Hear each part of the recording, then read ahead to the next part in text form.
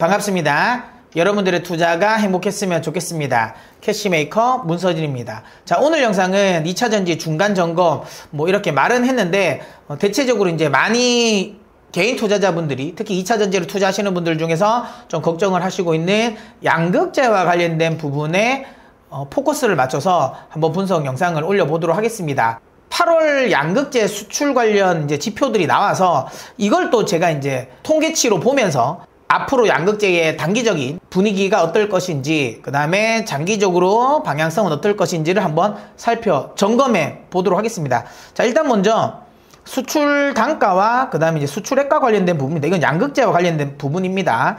여기 표를 보시면 아시겠지만 확실하게 수출 단가는 지금 계속 떨어지고 있어요. 이거는 부정할 수가 없습니다. 수산화 리튬 가격 자체가 하락을 했잖아요. 그래서 이거는 떨어질 수 있다. 리튬 가격이 하락을 했기 때문에 ASP가 떨어질 수 있겠구나. 하지만 2분기 말 정도에 이걸 이제 바닥을 찍고 올라가는 모습을 보여서 조금 3분기 ASP가 좀 좋아질 것 같다라고 예상을 했었는데 참 아쉽게도 리튬 가격은 급락 이후에 반등 나오고 지금 옆으로 이렇게 누워있는 모습이거든요. 그래서 요거는 조금 아쉽습니다. 그래서 리튬 가격이 여전히 좀 하향 안정화되는 모습을 보이고, 그러다 보니까 양극재 전체적인 ASP는 좀 낮아지고 있어요. 그래서 이번에도 보시면 아시겠지만 수출 단가는 NCM 같은 경우는 마이너스 13%, 그 다음에 NCA 같은 경우는 마이너스 18% 정도가 나왔습니다. 이거 주력분들은 아시겠지만 에코프로 BM, 그 다음에 포스코 퓨처임이죠. 그 다음에 여기는 LNF 이렇게 나오겠죠. 그래서 이쪽 관련 부분에 수출 단가는 계속 좀 떨어지고 있다. 좀 올라올 여지가 있지 않나라고 기대를 했었지만 아직은 그렇지 않다. 계속 수출 단가는 좀 떨어지고 있다라고 보시면 되고요. 다만 수출액은 좀 달라요. 그러니까 결국에는 NCM 쪽은 액까지도 전체적인 금액까지 떨어졌지만 중요한 건 NCA 같은 경우는 올랐습니다. 이 말은 뭐겠어요? 단가는 떨어졌지만 출하량이 많이 늘어났다라는 거예요. 출하량이 많이 늘어났다라는 거. 그러면 우리가 여기서 알 수 있는 건 LG 엔솔 쪽의 수출은 조금 줄어들 수는 있었겠지만 SK온이라든지 그 다음에 삼성 SDI 쪽은 매출이 많이 늘었네 라는 걸 우리는 일단은 알 수 있겠죠, 여기서. 자, 아무튼 그렇게 해서 이 부분에 대해서는 좀 긍정적으로 해석할 수는 있을 것 같습니다. 하지만 이제 시장에서 이걸 어떻게 받아들이냐가 좀 중요할 것 같아요. 그게 무슨 말이냐면 양극재 가격이 하향 안정화되고 있다라는 거는 우리가 인정하고 가야 될 것 같습니다. 그러면 이게 무조건 악재냐라고 볼 때 그렇게 볼 수 없는 건 P가 빠지지만 그만큼 가격이 빠졌기 때문에 출하량이 많이 늘어나는 거죠. 그러니까 매출이 늘어나는 거죠. 그러니까 Q가 늘어나는 거. 그러니까 P는 빠지지만 Q가 늘어나기 때문에 이거를 이제 시장에서 어떻게 판단하냐가 중요할 것 같아요. 근데 주식시장의 특성상 성장주는 P가 빠지는 걸 그렇게 좋아하진 않아요. 대표적으로 테슬라 같은 경우에 주가 흐름을 보시면 아실 거예요. 테슬라가 최근 들어서는 생각보다 많이 못 움직이고 있잖아요. 대체 물론 가격이나 그 다음에 경쟁 심화 이런 것들이 여러 가지 요소가 연결되어 있긴 하지만 핵심은 그거거든요. 결국에는 영업이익률, 마진이 계속 빠지는 거예요. 하지만 테슬라의 매출이 줄어드는 건 아닙니다. 매출은 늘어나지만 마진이 빠지고 있다는 거. 결국에는 이제 테슬라도 성장에만 모멘텀을 방점을 두지 않는다라는 거예요. 그러면 이제 시장에서는 테슬라는 뭘로 볼까요? 네, 실적주로 본다는 거죠. 이제는 성장주 쪽에서 실적주로 본다라는 거고, 결국에는 이제 테슬라도 실적이 잘 나오면 좋게 가는 거고, 실적이 안 나오면 부진한 흐름을 보인다라는 거죠. 근데 그렇게 됐을 때 양극재도 최근 들어서 마진이 빠지고 있잖아요. 지금까지 양극재에 멀티플을 많이 줬던 거 앞으로 성장성에 대한 기대감으로 멀티플을 비싸게 준 거예요. 하지만 이제 마진율이 빠지고 있다라는 건 시장에서 오롯이 양극재를 성장주로만 안 볼 수도 있다라는 거예요. 결국에는 이거 이제 실적주로 평가할 수 있고, 실적주로 평가를 한다라는 건 멀티플을 빠질 가능성이 높습니다. 단기적으로는 확실하게 좀 주가가 조정받을 가능성이 전 있다라고 저는 생각을 합니다. 자, 표를 보시면 아시겠지만 양극재의 판가가 계속 지금 떨어지고 있거든요. 여기서 이렇게 올라올 여지가 만들어져야 되는데 최근 들어서는 그럴 가능성은 높지 않는 모습이다라고 보시면 되고요. 계속 이렇게 하향 안정화될 가능성은 높다, 이렇게 저는 생각을 합니다. 양극재가 그러면 이제는 추세 하락으로 접어드는 거냐라고 우려할 수도 있는데 그렇진 않아요. 그러니까 단계적으로 봤을 때는 확실하게 시장이 어떻게 판단하냐. 그러니까 지금까지는 오롯이 성장에만 방점을 찍어서 멀티플을 줬다면 이제부터는 시장이 요구를 하는 거거든요. 오케이, 알겠어. 성장 이제 알겠는데 근데 너희가 지금 보니까 마진이 좀 빠지잖아. 그러면 오롯이 너희가 성장에 방점을 두고 우리가 판단할 수 있어? 결국 이제 실적을 좀 보여줘 라는 거예요. 그렇게 봤을 때 장기적으로 그러면 실적이 뒷받침해 주냐 안 해주냐가 장기적인 흐름에서 굉장히 중요하거든요. 그러면 장기적인 흐름은 어떤지 한번 보겠습니다. 분명히 단기적인 흐름 같은 경우는 앞서도 이야기드린 것처럼 멀티플이 좀 빠질 수 있는 요소는 있겠지만 근데 장기적인 방향성은 그렇지 않은 것 같아요. 이 표를 보시면 아시겠지만 이게 이제 앞으로 10년 후에 양극재 시장의 전망인데요. 표를 보시면 아시겠지만 여기서는 중국을 제외했습니다. 중국을 제외하고 10년 동안 양극재 3원계입니다. 이거는 LFP를 뺀 거예요. 양극재 3원계의 전반적인 수요 자체가 보시는 것처럼 한 1559만 톤 정도가 시장에서 요구된다라는 거예요. 앞으로 10년 동안, 2033년 동안 이만큼 이제 시장이 요구가 된다라는 거고요.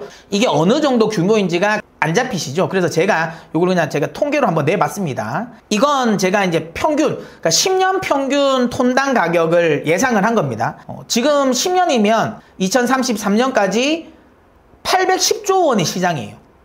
어마어마하죠. 810조 원의 시장이라는 거고요. 근데 최근 들어서 앞서도 보여드렸지만 양극재 가격은 계속 지금 빠지고 있어요. 그걸 빠지는 걸 감안했을 때 한 3만 불 정도라고 예상을 합시다. 3만 불 정도로 톤당 한 3만 불 정도 된다라고 하면 그럼에도 불구하고 608조 정도의 시장이에요. 이것도 어마어마하고 조금 더 보수적으로 봤을 때 그럼 오케이 좋다. 그러면 10년 동안 톤당 2만 불이라는 걸 가정했을 때 얼마 정도 될까요? 그때도 400조 정도의 시장이라는 거예요. 400조 정도의 시장이라는 거. 지금 양극재 주요 종목들의 시총이 100조 정도 됩니다. 우리나라. 100조 정도 되니까 지금 현재 100조 정도 시장에서 그러니까 한 400조 정도 시장 최고로 보수적으로 봤을 때 400조 정도 시장에서 한 100조 정도를 지금 현재 시총을 가고 있다라는 건 어마어마하게 장기적으로 봤을 때는 어마어마한 고평가는 아니라는 거예요. 물론 단기적으로 이건 변수가 있을 수는 있어요. 하지만 어쨌든 한 10년 정도로 시장을 놓고 봤을 때 엄청 보수적으로 봤을 때 400조 정도의 시장 규모에서 관련 종목들이 시총이 한 100조 정도를 한다. 이건 제가 보기에는 그렇게 고평가는 아니라고 생각되고요. 그리고 여기서 중요한 건 만약에 여기서는 중국 시장을 뺀 거거든요. 근데 제가 앞선 시황에서도 그런 말씀을 많이 드렸잖아요.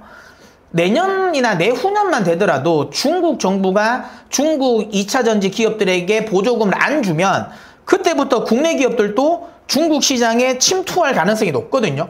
예, 그렇게 됐을 때 그러니까 여기는 아주 보수적으로 중국 시장에 침투를 못한다는 전제인데 만약에 우리나라 셀 업체들이 3사가 중국 시장에 침투를 한다는 가정하에서 다만 아주 긍정적으로 보지 않고 보수적으로 봤을 때 한 침투율이 한 20%라는 걸 가정하면 제가 이제 그냥 내보니까 20% 정도가 됐을 때 아까 말씀드린 건 톤당 한 4만 불이면 850조 시장이고요. 톤당 3만 불이 나온다면 643조 시장이고 아주 제가 보수적으로 봤을 때 한 2만 불이라고 하더라도 430조 시장이에요.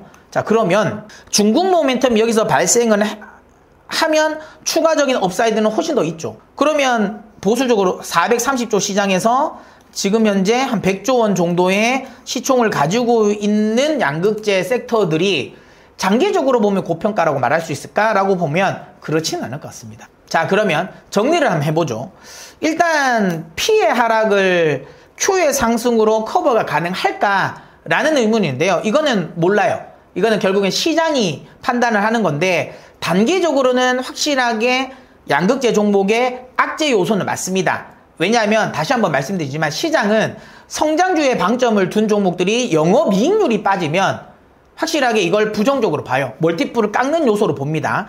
그렇기 때문에 단기적으로 이건 2차전지 양극재의 조정의 요인으로 작용은 할 수 있어요.